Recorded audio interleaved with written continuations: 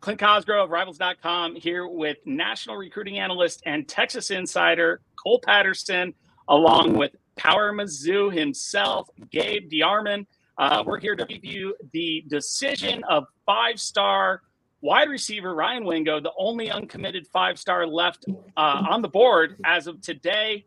Decision set for Wednesday, October 25th at 4 p.m. Now, he did announce a final six last week of Georgia, Miami, Missouri, Texas A&M, and Tennessee. I just spent the end of the week down in St. Louis.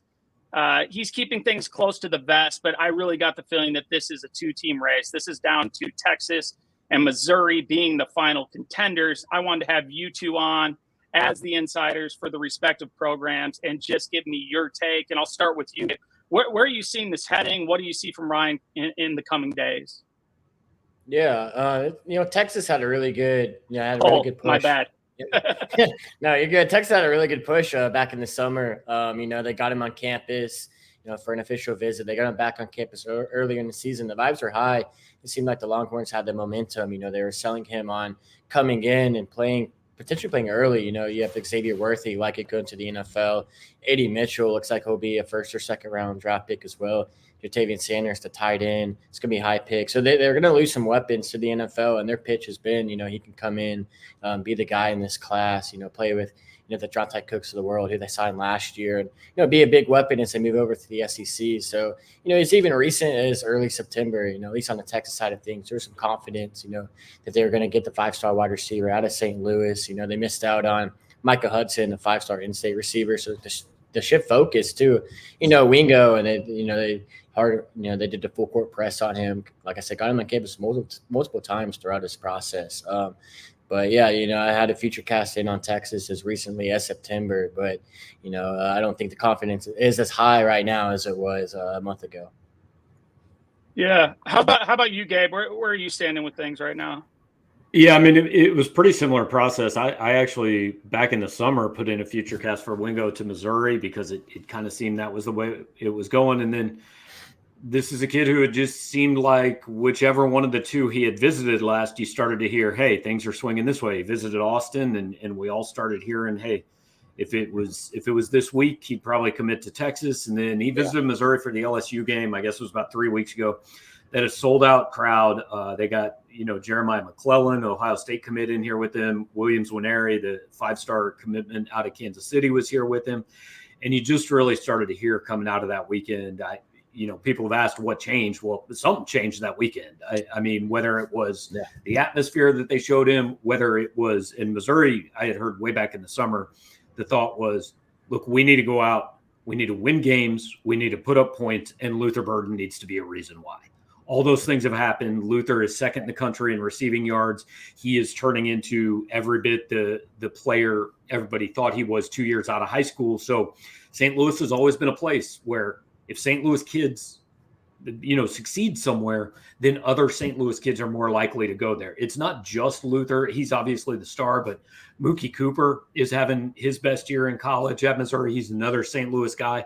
So I'm sure that's made a big impression on Ryan, and Missouri is really trying to sell. And look, let's not ignore the elephant in the room, right? I get irritated when all the recruiting guys talk about recruiting and pretend NIL doesn't exist. It exists, and it's big for Missouri in this class and keeping kids at home. They passed a law in August that basically allows them to start paying high school kids when they're still in high school.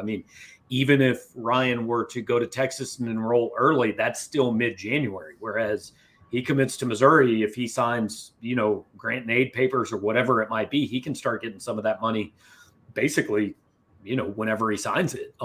So I'm with Cole. The heavy feeling is that this is Missouri, but I think we've all covered enough of this that nothing really counts until you show up there and the kid actually says it out loud. So you never know. I would assume we are going to get at least one pump fake. And hey, there are 6 hats up there.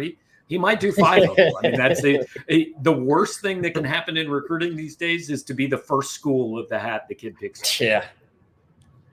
That's when you pretty much start shaking your head as a coach and say, well, we didn't win this one. So, I agree with both of you guys. This had a really it had an SEC feel, I would say, all along. Tennessee at one point And then it really shifted Texas and Texas A&M. I heard when I was down in St. Louis that he doesn't like the cold. I mean, that would favor, the schools in the South as well. Although I was just in Missouri, it was like 78 and sunny for the game. As you can see, I have some sunburn. But I agree with both of you. I do think this is trending towards Missouri.